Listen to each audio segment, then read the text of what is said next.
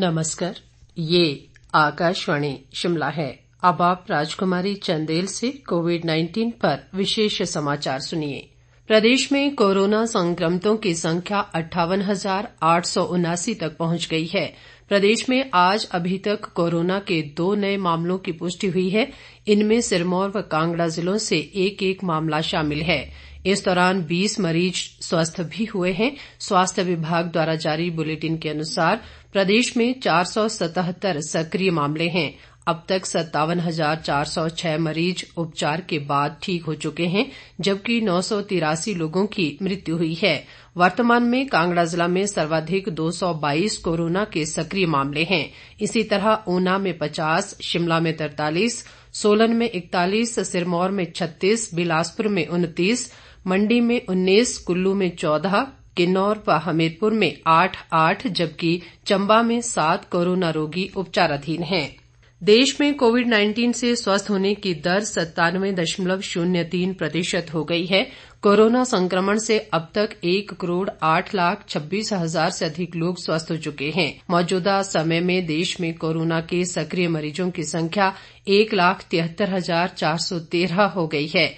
देश में कोरोना संक्रमण की कुल संख्या 1,11,56,000 तक पहुंच गई है। बीते 24 घंटों के दौरान देश में 17,407 नए मामलों की पुष्टि हुई है।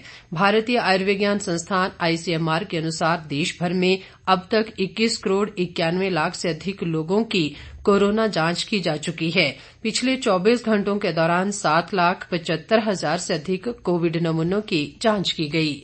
केंद्र सरकार ने अस्पतालों में कोविड टीकाकरण के लिए समय सीमा को हटा दिया है और 24 घंटे टीका लगाने की अनुमति दे दी है। केंद्रीय स्वास्थ्य मंत्री डॉक्टर हर्षवर्धन ने कहा कि अस्पतालों के लिए ये जरूरी नहीं है कि वे टीकाकरण के लिए एक निश्चित कार्यक्रम का अनुसरण करें। अस्पताल किसी भी समय टीकाकरण कार्यक्रम को बढ़ा सकते हैं।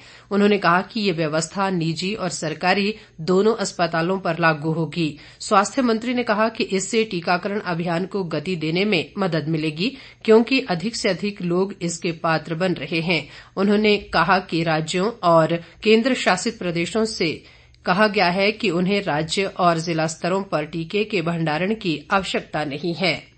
देश में कोविड-19 टीकाकरण की संख्या 1,63,00,000 को पार कर गई है। देशव्यापी टीकाकरण अभियान की शुरुआत 16 जनवरी को हुई थी और 2 फरवरी से अग्रिम पंक्ति के कर्मचारियों का टीकाकरण शुरू हुआ था।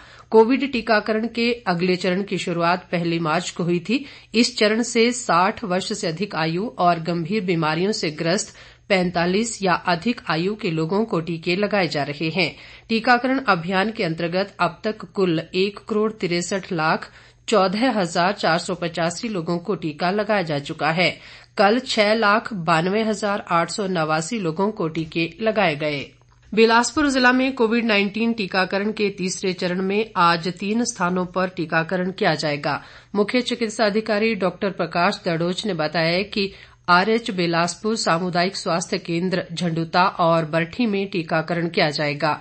उन्होंने कहा कि जिले में कोरोना टीकाकरण के तीसरे चरण के लिए प्रार्थी को ऑनलाइन या टीकाकरण साइट पर जाकर पंजीकरण करवाना होगा। उन्होंने बताया कि सबसे पहले फ्रंट लाइन वर्कर का कोरोना टीकाकरण किया गया, जिसमें अग्रिम पंक्ति में आने वाले स्वास्थ्य कर्मचारियों कोरोना योद्धाओं का टीकाकरण किया गया।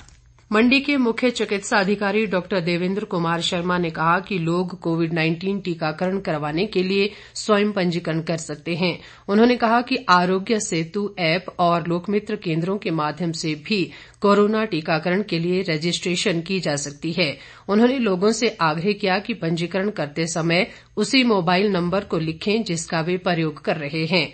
मुख्य चिकित्सा अधिकारी ने बताया कि जिला में 1 मार्च से कोविड-19 टीकाकरण का तीसरा चरण शुरू हुआ है। जिला में कोविड-19 की 11,366 स्वास्थ्य कर्मियों प्रथम तथा 5,403 कर्मियों को दूसरे जबकि 4,774 प्रथम श्रेणी कर्मियों को प्रथम खुराक लगा दी गई है।